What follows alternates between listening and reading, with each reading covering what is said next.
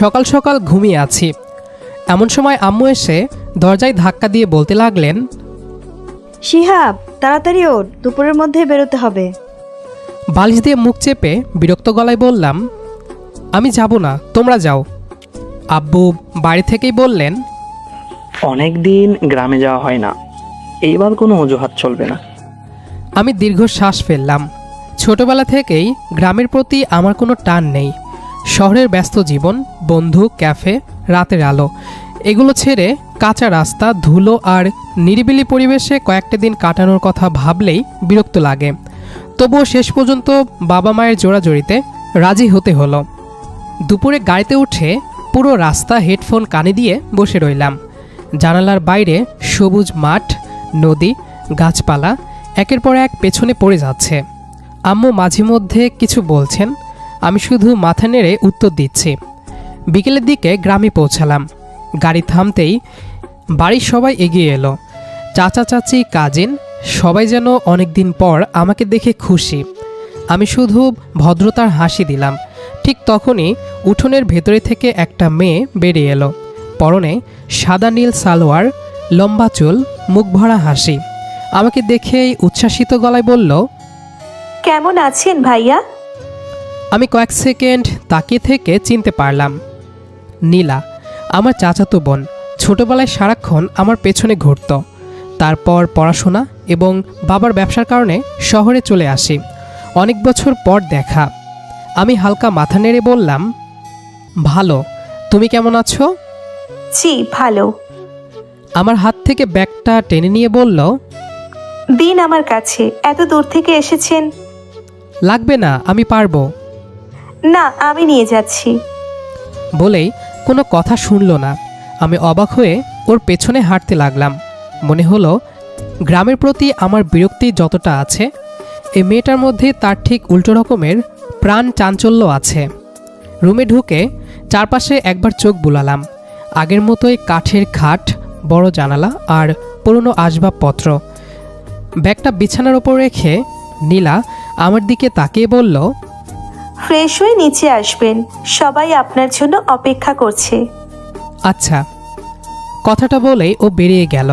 আমি ধীরে ধীরে জানালার পাশে গিয়ে দাঁড়ালাম। উঠানে নীলা সবার সঙ্গে হাসি মুখে কথা বলছে। এক মুহূর্তের জন্য চোখ আটকে গেল। মেয়েটা সত্যি বেশ সুন্দরী।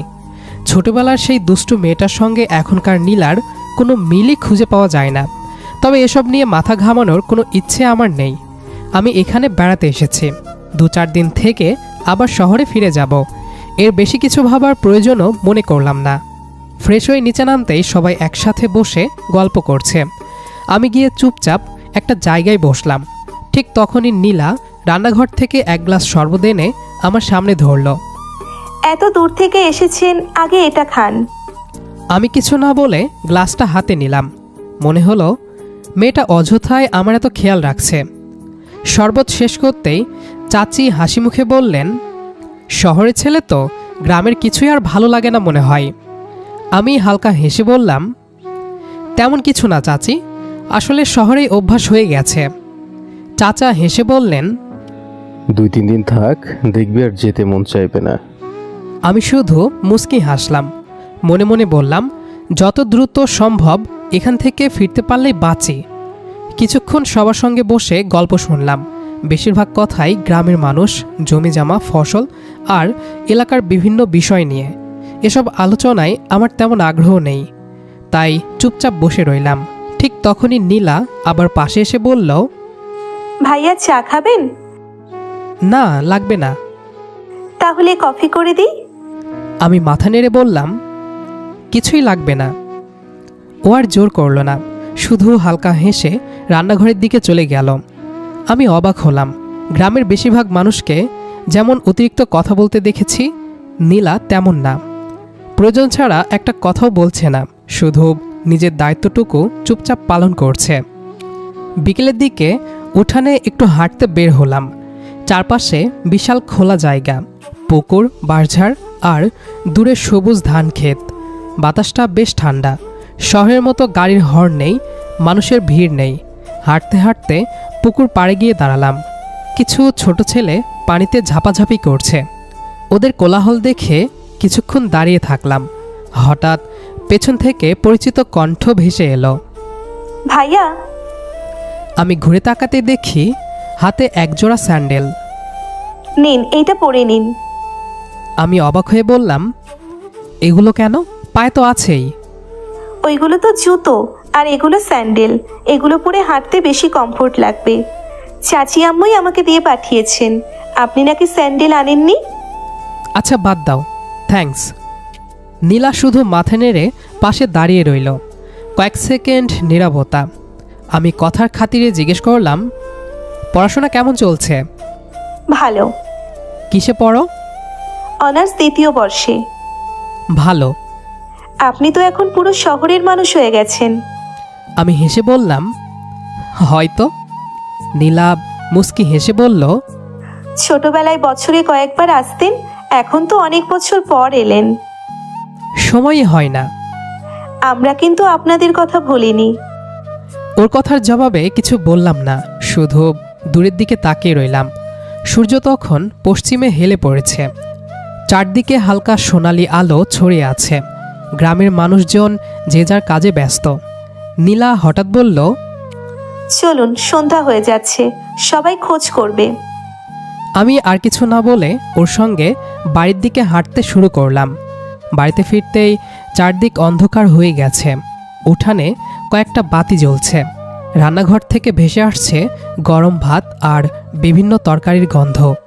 আমি রুমে গিয়ে হাত মুখ ধুয়ে নিচে নামলাম। ডাইনিং রুমে সবাই একসাথে বসেছে। গ্রামের বাড়িতে এখনও সবাই মিলে খাওয়ার অভ্যাসটা আছে। আমি গিয়ে একপাশে বসলাম। নীলা সবার প্লেটে খাবার তুলে দিচ্ছে। আমার প্লেটেও ভাত দিতে গেলে বললাম, এত ভাত দিও না, অল্প দাও। নীলা মাথা নেড়ে ভাত কমিয়ে দিল। খাওয়া শেষ হতেই সবাই আবার ড্রয়িং রুমে গিয়ে বসল। চাচা, আব্বু, চাচি আর আম্মু গল্পে মেতে উঠলেন। আমি কিছুক্ষণ বসে ফোন বের করে স্ক্রল করতে লাগলাম। চাচা হেসে বললেন, শহরে থাকলে কি আর ফোন ছাড়া চলে? আমি ফোনটা বন্ধ করে টেবিলের ওপর রাখলাম। অভ্যাস হয়ে গেছে। চাচি হেসে বললেন, এই কদিন ফোনটা একটু কম ব্যবহার করো, গ্রামের বাতাস উপভোগ করো। আমি হালকা হাসলাম। এদিকে নীলা সবার জন্য চা বানিয়ে নিয়ে এলো। একে একে সবার হাতে কাপ তুলে দিল। আমার সামনে কাপ রাখতেই বলল, সাবধানে, গরম। আমি শুধু মাথা নেড়ে কাপটা হাতে নিলাম। চায়ের আড্ডা চলতে চলতেই কথার বিষয় একসময় পরিবারের দিকে চলে গেল। চাচা আব্বুর দিকে তাকিয়ে বললেন, দেখতে দেখতে ছেলে মেয়েগুলো অনেক বড় হয়ে গেল। আব্বু দীর্ঘ শ্বাস ফেলে বললেন, সময় কেমন দ্রুত চলে যায়, বুঝতেই পারি না। এখন তো ওদের ভবিষ্যতের কথাও ভাবতে হবে। আমি তখনও চুপচাপ চায়ে চুমুক দিচ্ছিলাম। মনে হচ্ছিল এসব আলোচনা আমার সঙ্গে সম্পর্কিত নয়। কিন্তু পরের মুহূর্তেই আব্বু আমার দিকে একবার তাকিয়ে আবার সবার দিকে তাকালেন। আসলে একটা বিষয় নিয়ে আমরা অনেক দিন ধরেই ভাবছি। কথাটা শুনে অজান্তেই আমার চোখ তাদের দিকে চলে গেল। চাচা আর চাচিও একে অপরের দিকে তাকালেন। মনে হলো বিষয়টা তারা আগেই আন্দাজ করে রেখেছেন। আমি ভ্রুকুচকে বসে রইলাম। কী নিয়ে কথা বলতে যাচ্ছেন তখনও আমার কোনো ধারণা ছিল না। আব্বু গলা পরিষ্কার করে বললেন, আসলে একটা বিষয় নিয়ে আমরা অনেক দিন ধরেই ভাবছি।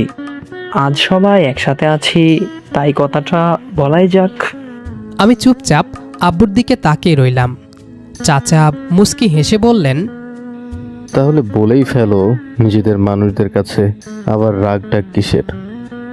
আব্বু হালকা হেসে বললেন, আমার মতে এইবার আমাদের শিহাব আর নীলার বিয়ের ব্যাপারে ভাবা উচিত। দুজনেই এখন প্রাপ্তবয়স্ক। কথাটা শুনে পুরো ঘর কয়েক সেকেন্ডের জন্য একদম নীরব হয়ে গেল। আমি হাতে ধরা চায়ের কাপটা টেবিলের ওপর নামিয়ে রাখলাম। মুখে কোনো পরিবর্তন আনলাম না। আব্বু আবারও বললেন, আর এসব বিষয় তো আগেও কথা বলেছি তোমাদের সাথে, আমি আর শিহাবের মা। চাচি মৃদুস্বরে বললেন, হ্যাঁ ভাই, তা তো হয়েছেই। আমাদেরও কোনো আপত্তি নেই। ছোটবেলা থেকে দুজন দুজনকে চেনে। পরিবারের মেয়েও পরিবারের মধ্যেই থাকবে। আম্মু মাথা নেড়ে বললেন, হ্যাঁ, তা তো অবশ্যই, তবে মেয়েটা তো আমাদের সাথেই থাকবে। ভেবো না আবার ঘর জামাই দিয়ে দিব। হা হা হা।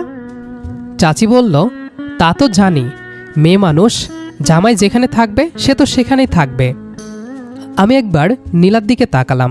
মেয়েটা মাথা নিচু করে বসে আছে, লজ্জায় তার কান পর্যন্ত লাল হয়ে গেছে, কারো চোখের দিকে তাকাতেও পারছে না। চাচি মৃদু হেসে বললেন, কিরে নীলা, কিছু বলবি না? নীলা আরও অপ্রস্তুত হয়ে গেল। আস্তে করে উঠে দাঁড়িয়ে বলল, আমি একটু আসছি। বলেই প্রায় দৌড়ে সেখান থেকে চলে গেল। ও চলে যেতেই সবাই হালকা হেসে উঠল। চাচা আমার দিকে তাকিয়ে বললেন, কি বলো শিহাব? আমি ঠোঁটে হালকা হাসি রেখে শান্ত গলায় বললাম, আপনারা বড়রা যেটা ভালো মনে করেন সেটা নিয়েই পরে কথা বলবেন। এর বেশি কিছু বললাম না। বিষয়টা অন্যদিকে ঘুরে গেল।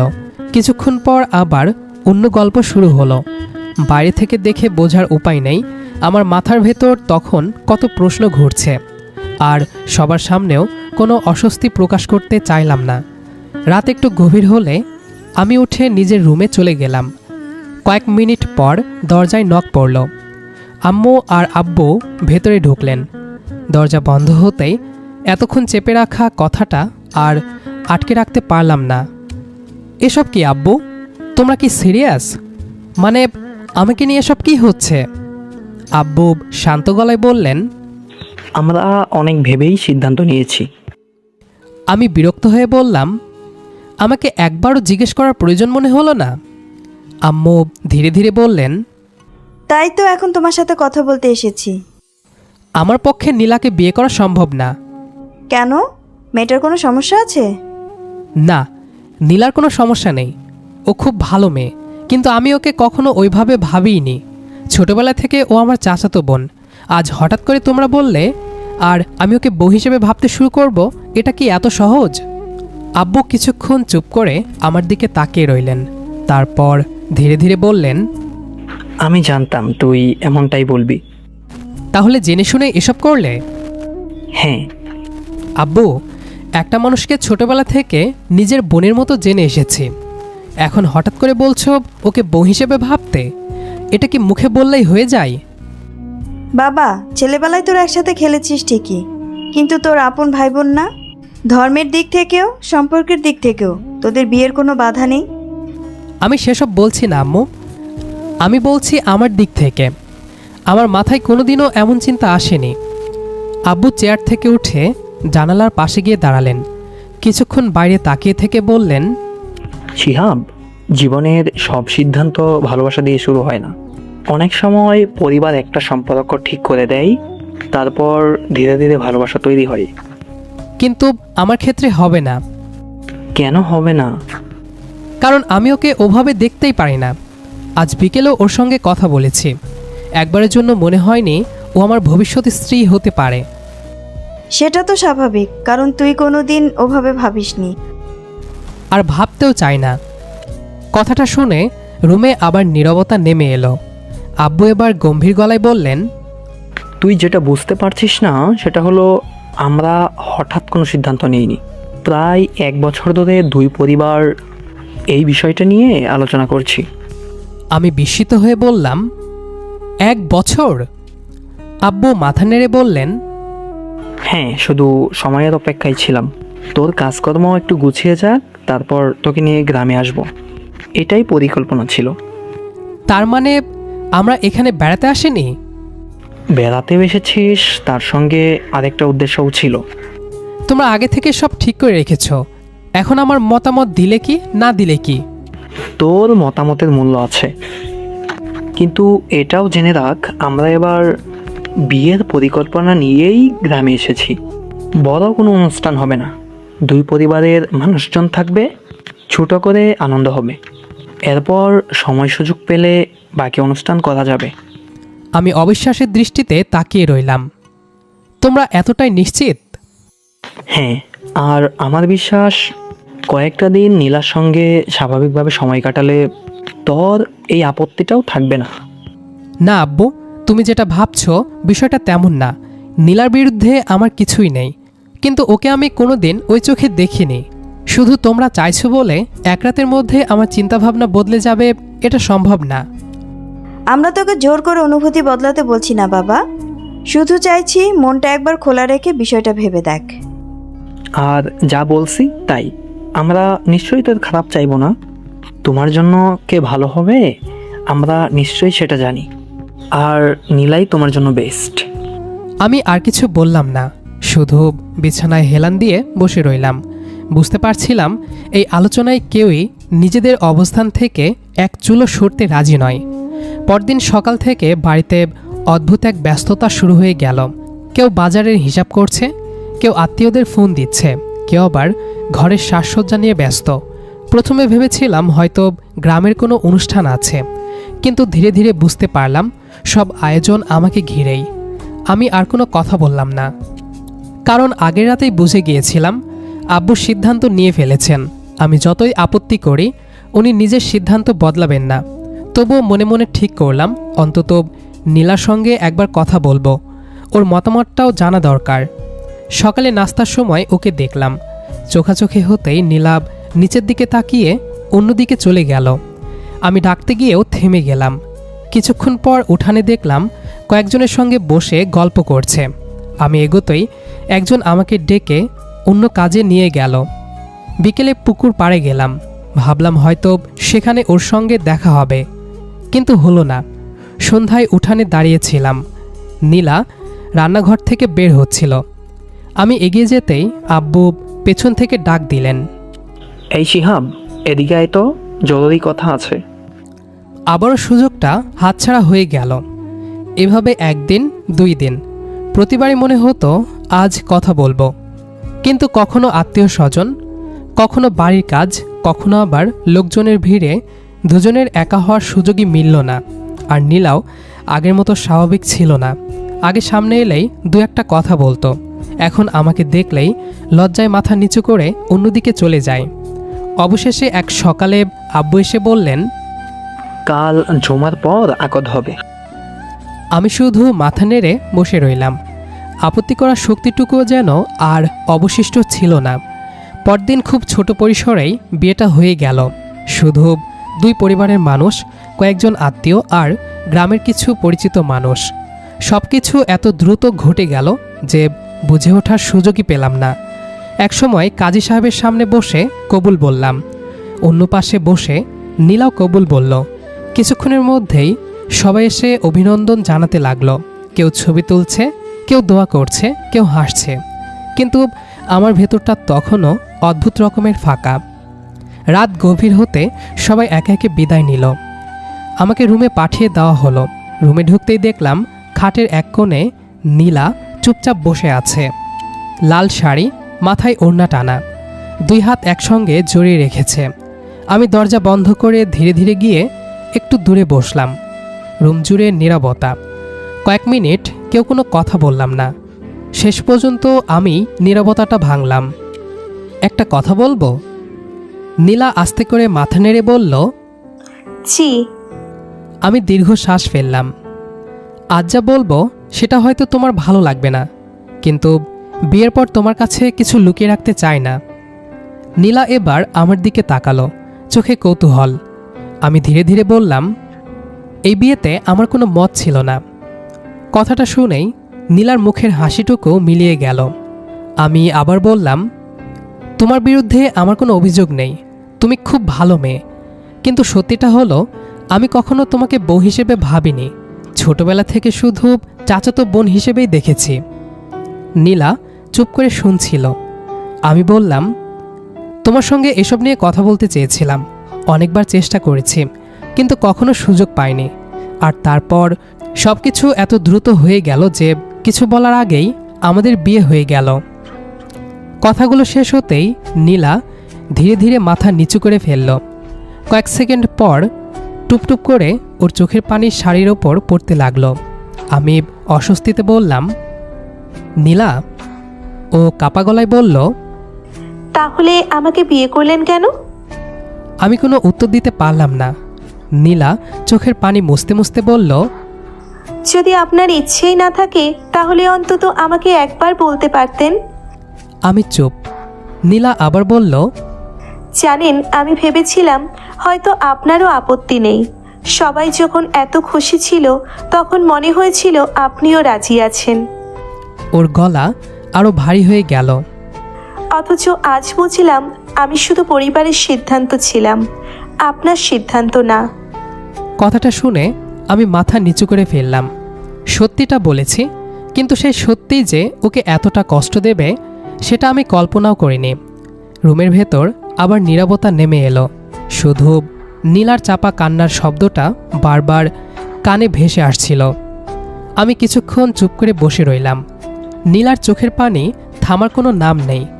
আমারও ভীষণ অস্বস্তি লাগছিল। মনে হচ্ছিল সত্যিটা বলা উচিত ছিল, কিন্তু এই মুহূর্তে বলাটাই হয়তো ওর জন্য সবচেয়ে কষ্টের হয়ে গেল। আমি আস্তে করে বললাম, তোমাকে কষ্ট দেওয়ার জন্য বলিনি নীলা, শুধু চাইনি মিথ্যা একটা সম্পর্ক দিয়ে শুরু হোক আমাদের জীবন। নীলা চোখের পানি মুছল, কিন্তু আমার দিকে তাকালো না। তাহলে এখন কি হবে? আমি কয়েক সেকেন্ড চুপ থেকে বললাম, জানি না, তবে একটা কথা বলতে পারি, আমি তোমাকে অপছন্দ করি না, কোনো দিনও করিনি। শুধু তোমাকে স্ত্রী হিসেবে ভাবার জন্য আমার একটু সময় লাগবে। নীলা ধীরে ধীরে মাথা তুলল। আমি আবার বললাম, তুমি আমার কাছে অপরিচিত কেউ নও। এটাই হয়তো আমার সবচেয়ে বড় সমস্যা। ছোটবেলা থেকে তোমাকে অন্য একটা সম্পর্কেই দেখেছি। একদিনে সেই ভাবনাটা বদলানো আমার পক্ষে সম্ভব হচ্ছে না। নীলা মৃদুস্বরে বলল, কতদিন লাগবে? প্রশ্নটার উত্তর আমার কাছে ছিল না। আমি অসহায়ের মতো হেসে বললাম, জানি না। নীলা কিছুক্ষণ চুপ করে রইল, তারপর ধীরে ধীরে বলল, আচ্ছা, আমি অপেক্ষা করব। কথাটা শুনে বুকের ভেতর কেমন একটা চাপা অনুভূতি হলো। ও আর কোনো অভিযোগ করল না, শুধু আস্তে করে নিজের চোখের পানি মুছে নিল। সেদিন রাতটা আমাদের দুজনের কাছেই অদ্ভুত ছিল। একটা ঘরে একটা খাটে বসে থেকেও যেন দুজনের মাঝে অনেক দূরত্ব। আমি একটা বালিশ নিয়ে খাটের একপাশে শুয়ে পড়লাম। তুমি নিশ্চিন্তে ঘুমাও। নীলা কিছু না বলে খাটের অন্য পাশে শুয়ে পড়ল। সারা রাত আর আমাদের কারো তেমন ঘুম হলো না। পরদিন সকাল থেকেই সবাই নতুন বউকে নিয়ে ব্যস্ত হয়ে গেল। চাচি ফুপুরা সবাই মিলে নীলাকে ঘিরে বসে আছে। কেউ গল্প করছে, কেউ হাসছে, কেউ আবার নতুন সংসারের বিভিন্ন উপদেশ দিচ্ছে। নীলা সবার মুখে হাসি ধরে রাখলেও মাঝে মধ্যে ওর চোখ দুটো আমার দিকে চলে আসছিল, আর আমি প্রতিবারই চোখ সরিয়ে নিচ্ছিলাম। দুদিন পর আমাদের শহরে ফিরে আসার দিন ঠিক হলো। গ্রামের সবাই বিদায় দিতে উঠানে দাঁড়িয়ে আছে। চাচি নীলাকে জড়িয়ে ধরে কাঁদছেন। চাচা আমার কাঁধে হাত রেখে বললেন, বাবা, মেয়েটাকে নিজের দায়িত্বে রাখো। আমি শুধু মাথা নেড়ে বললাম, জি। গাড়িতে উঠে পুরো রাস্তা নীলা জানালার বাইরে তাকিয়ে বসে রইল। আমি কয়েকবার কথা বলতে চেয়েও বললাম না। কি বলবো সেটাই বুঝে উঠতে পারছিলাম না। বিকেলের দিকে শহরের বাসায় পৌঁছালাম।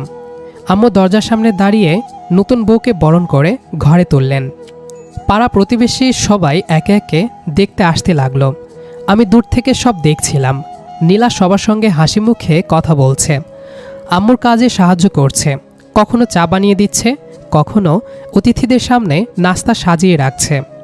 যেই ওকে দেখছে বলছে, কি ভদ্র মেয়ে, কি সুন্দর ব্যবহার, শিহাবের ভাগ্য ভালো। আমি চুপচাপ সব শুনে যাচ্ছিলাম, কিন্তু শুধু আমি জানতাম এই হাসির আড়ালে কতটা কষ্ট লুকিয়ে আছে। দিনগুলো ধীরে ধীরে কাটতে লাগলো।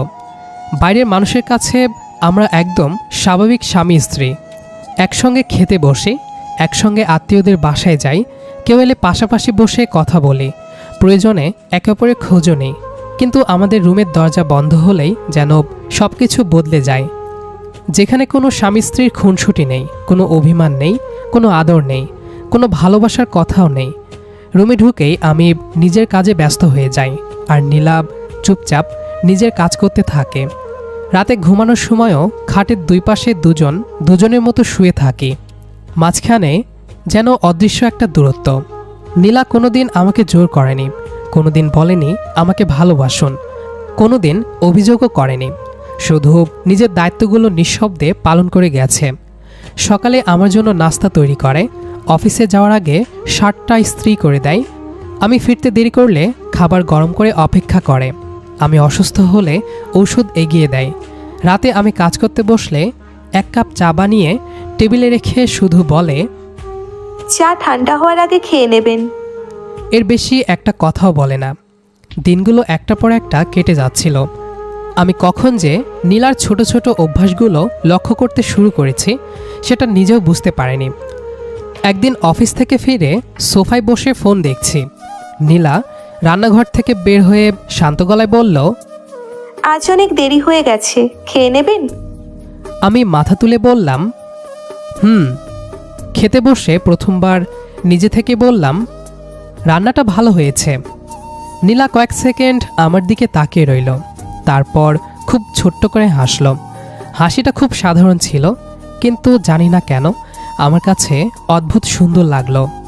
এরপর থেকে অজান্তেই আমি ওর সঙ্গে একটু একটু করে কথা বলতে শুরু করলাম। অফিস থেকে ফেরার সময় কখনো ওর জন্য পছন্দের মিষ্টি নিয়ে আসতাম, কখনো কোনো বই, কখনো আবার কিছুই না। শুধু বাসায় ফিরে জিজ্ঞেস করতাম, সারাদিন কি করলে? আগে নীলা শুধু 2-1 কথায় উত্তর দিত, এখন একটু একটু করে গল্প করত, গ্রামের কথা বলতো, কলেজের বন্ধুদের কথা বলতো, ছোটবেলার দুষ্টুমির কথা বলতো। আমি শুনতাম, কথা খুব বেশি বলতাম না, তবু বুঝতে পারতাম ওর মুখের হাসিটা আগের চেয়ে অনেক স্বাভাবিক হয়ে উঠেছে। একদিন সন্ধ্যায় হঠাৎ বিদ্যুৎ চলে গেল, পুরো বাসা অন্ধকার। নীলা বারান্দায় দাঁড়িয়েছিল। আমি গিয়ে ওর পাশে দাঁড়ালাম। কয়েক মুহূর্ত কেউ কোনো কথা বললাম না। ঠান্ডা বাতাস এসে গায়ে লাগছিল। আমি ধীরে বললাম, গ্রামের কথা মনে পড়ছে? নীলা মুস্কি হেসে বলল, একটু। আমি প্রথমবার ওর দিকে তাকিয়ে হেসে বললাম, আমারও। নীলা অবাক হয়ে আমার দিকে তাকালো। আপনার? আমি মাথা নেড়ে বললাম, আগে বুঝতাম না, এখন মনে হয় জায়গাটার চেয়ে মানুষগুলোকে বেশি মিস করছি। নীলা কিছু বলল না, তবে ওর চোখের কোণে যে আনন্দটা ফুটে উঠেছিল সেটা আমি স্পষ্ট দেখেছিলাম। সেদিনের পর থেকেই আমাদের সম্পর্কটা আর আগের জায়গায় থাকলো না, খুব ধীরে ধীরে বদলাতে লাগলো। রাতে একই ঘরে বসে গল্প করতাম, একসঙ্গে চা খেতাম, ছুটির দিনে বাইরে যেতাম। সব কিছুই যেন অদ্ভুতভাবে সহজ হয়ে উঠছিল। তবুও একটা দূরত্ব তখনও রয়ে গিয়েছিল। কেউ সেটা নিয়ে কথা বলতো না, কিন্তু দুজনেই অনুভব করতাম। এক রাতে অফিস থেকে ফিরতে অনেক দেরি হয়ে গেল, শরীরটাও ভালো লাগছিল না। রুমে ঢুকতে দেখি নীলা এখনও জেগে আছে। আমাকে দেখে তাড়াতাড়ি উঠে দাঁড়ালো। শরীর খারাপ? আমি আস্তে করে মাথা নেড়ে বললাম, একটু। ও কোনো প্রশ্ন করল না, চুপচাপ পানি এনে দিল, ওষুধ এগিয়ে দিল, কপালে হাত রেখে জ্বর আছে কিনা দেখল। আমি কিছুই বললাম না, কিন্তু সেই মুহূর্তে বুঝতে পারলাম এই মেয়েটা কোনো দায়িত্ব পালন করছে না, সে সত্যি আমার জন্য চিন্তা করছে। সেদিনই প্রথমবার আমার ভেতরের অদৃশ্য দেওয়ালটা একটু নড়ে উঠল।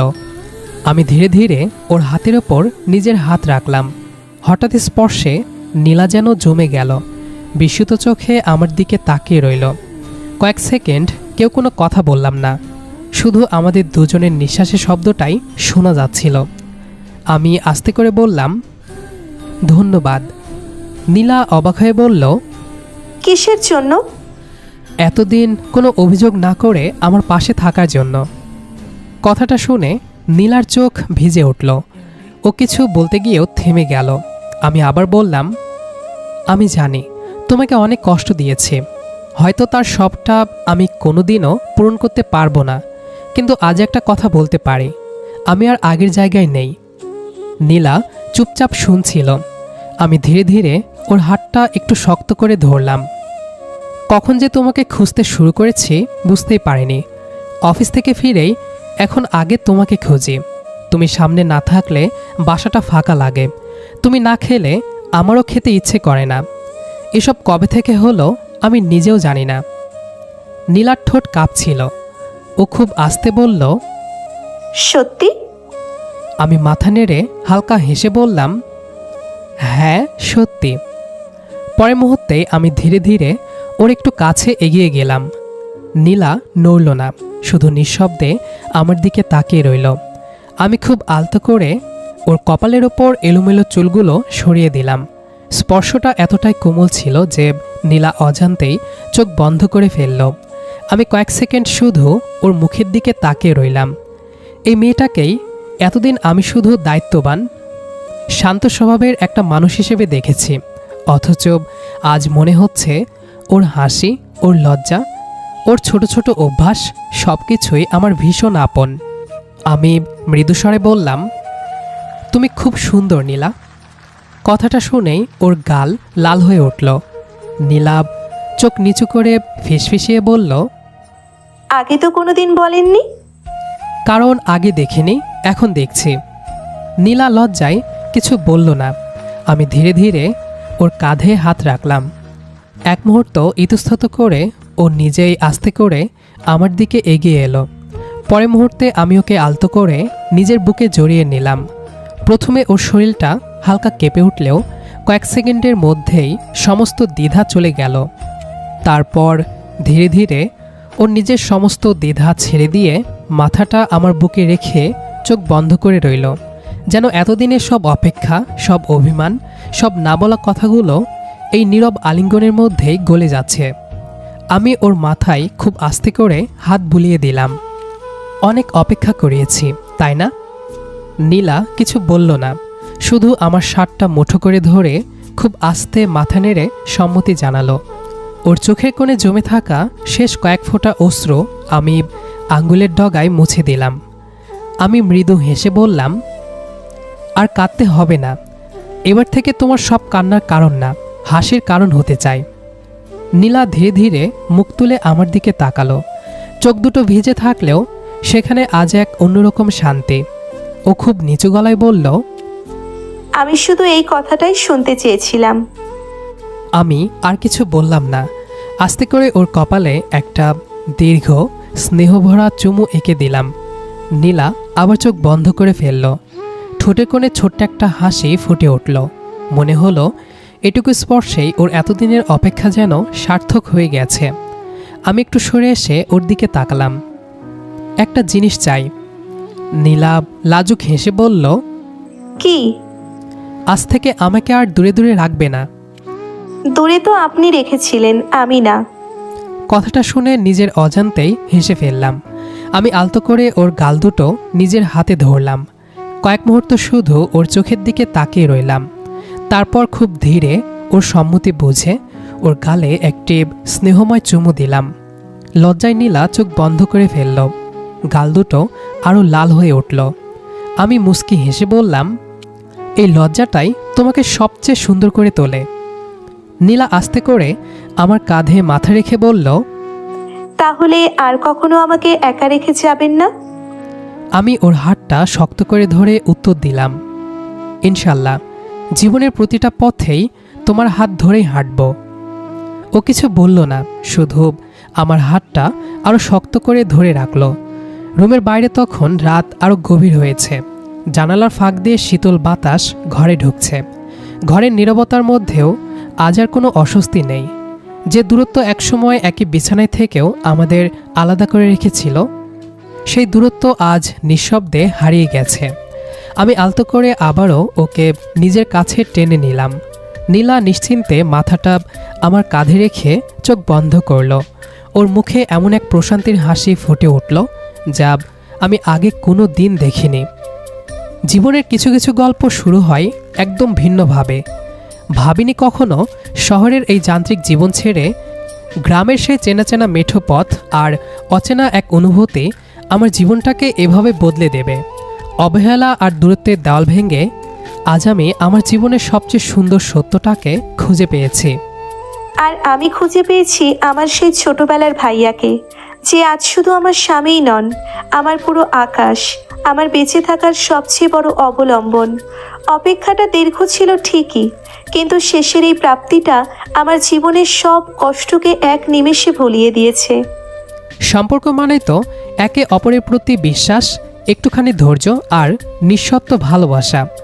নীলা যেমন কোনো অভিযোগ না করে আমার পাশে ছায়ার মতো ছিল, আমিও আজ কথা দিচ্ছি জীবনের বাকিটা পথ ওর মুখে এই হাসিটুকুই ধরে রাখব।